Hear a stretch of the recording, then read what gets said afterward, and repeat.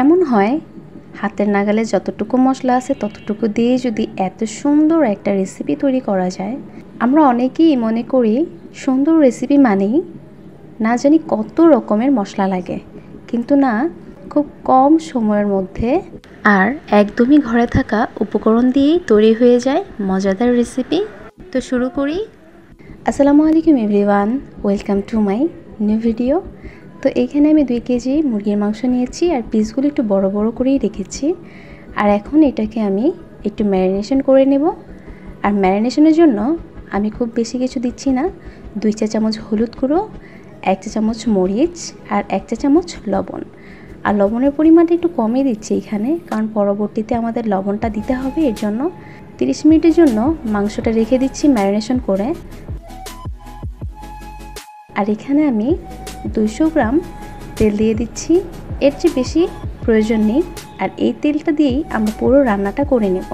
তেলটা একদম বেশি গরম হয়ে গেলেই দিয়ে দিতে হবে। আর খুব বেশিক্ষণ ভাজার প্রয়োজন নেই, জাস্ট উপরের কোটটা ভাজা হয়ে গেলেই হয়ে যাবে।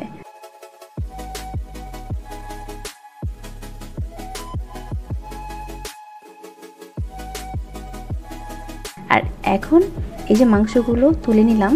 তুলে নেওয়ার পর মাংস থেকে কিন্তু অনেকটা পানি ছেড়ে দিয়েছে। এটা একদমই ফ্লেভারফুল। যে কোনো মুরগির মাংস রান্না করাতে এটা দিলে টেস্টটা একদম অন্যরকম চলে আসবে। আর এখন আমি এইখানে পেঁয়াজ দেওয়ার আগে কিছু গোটা মশলা দিয়ে দিচ্ছি। একটা আস্ত তেজপাতা, 2টা দারুচিনির টুকরা, 5টা এলাচ, 6টা লবঙ্গ আর 5টা শুকনো মরিচ। সবগুলো দিয়ে একটু ভেজে নিব ততক্ষণ পর্যন্ত যতক্ষণ না সবগুলো ফ্লেভার বের হচ্ছে।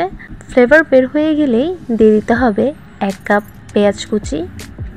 আর এখানে কিন্তু আমার টোটাল 6টা পেঁয়াজ লাগবে, 4টা কুচানো আর 2টা পেস্ট করে নিব। পেস্টটা আমি পরে ব্যবহার করব। তো দিয়ে দিচ্ছি 2 চা চামচ লবণ। লবণটা আমি পরে আবার ব্যবহার করব চেক করে। আর পেঁয়াজটা যেন তাড়াতাড়ি ভাজা হয় এর জন্য আমি লবণটা দিয়ে দিলাম। পেঁয়াজটা কিন্তু লো হিটে ভেজে নিতে হবে, কারণ চুলার আঁচটা কিন্তু কোনোভাবেই হাই করা যাবে না, তাহলে পেঁয়াজটা পুড়ে যেতে পারে। একটু ধৈর্য সহকারে পেঁয়াজটা ভেজে নিতে হবে। আর পেঁয়াজটা যখন লাল লাল হয়ে যাবে তখনই দিয়ে দিতে হবে পেঁয়াজের পেস্টটা। আর পেঁয়াজের পেস্টটা দিয়ে একটু আবারও ভালোভাবে ভেজে নিতে হবে। ভাজা হয়ে গেলে তার মধ্যে দিতে হবে ঝালের জন্য 2 চা চামচ কাঁচামরিচ বাটা আর 2 চা চামচ গুঁড়া মরিচ। তবে ঝালটা আপনাদের পছন্দ মতো দিতে পারেন। তারপর দিচ্ছি 2 চা চামচ মুরগির মাংসের মশলা। আমি 2 কেজি মাংসের জন্য যতটুকু করেই মশলা ব্যবহার করছি না কেন, ঠিক এইভাবে করলেই টেস্টটা ভালো আসবে। তারপর দিচ্ছি 1.5 চা চামচ হলুদ গুঁড়ো, 1 চা চামচ আদা বাটা, 1 চা চামচ রসুন বাটা আর 1 চা চামচ ধনিয়া বাটা। এখন সবগুলো মশলা একটু ভালোভাবে ভেজে নিতে হবে। আর মশলাটা যেন পুড়ে না যায় তার জন্য আমি হাফ কাপ পানি দিয়ে দিচ্ছি। এর চেয়ে বেশি পানি আমি কোনোভাবেই আর অ্যাড করব না। আর মশলাটা ভালোভাবে কষিয়ে নিতে হবে। তেলটা উপরে চলে আসলেই বুঝতে হবে মশলাটা ভালোভাবে কষে গেছে। মশলাগুলো কষানো হয়ে গেছে। আর এখন দিয়ে দিব ভাজা মাংসগুলো দিয়ে কিছুক্ষণ নেড়েচেড়ে ভেজে নিতে হবে। তারপর এটাকে ঢেকে দিব 7 থেকে 8 মিনিটের জন্য। আর মাঝে মাঝে ঢাকনাটা তুলে নেড়ে দিতে হবে যেন নিচে না লেগে যায়। আর আমি এখানে আর কোনো পানি ব্যবহার করব না। আপনারা যদি একটু ঝোল ঝোল রাখতে চান তো রাখতে পারেন, তবে আমি এটা মাখো মাখো করেই ভেজে নেব। রান্নাটা কিন্তু ধৈর্য ধরেই রান্না করতে হবে।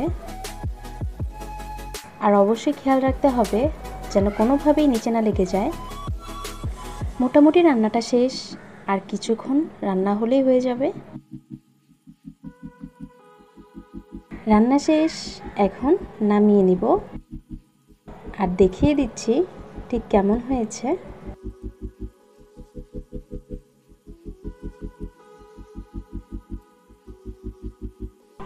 মাংসের গায়ের সাথে প্রত্যেকটা মশলা একদম ভালোভাবে অ্যাড হয়ে আছে। আমার বাসায় তো সবাই খেয়ে খুবই পছন্দ করেছে। আর আপনারাও বাসায় ট্রাই করে দেখবেন, সত্যিই খুব মজা হয়েছে।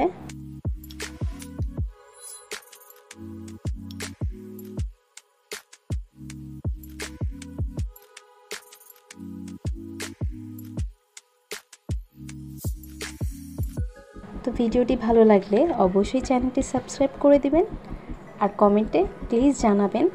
আজ এই পর্যন্তই, সবাই ভালো থাকবেন। আল্লাহ হাফেজ।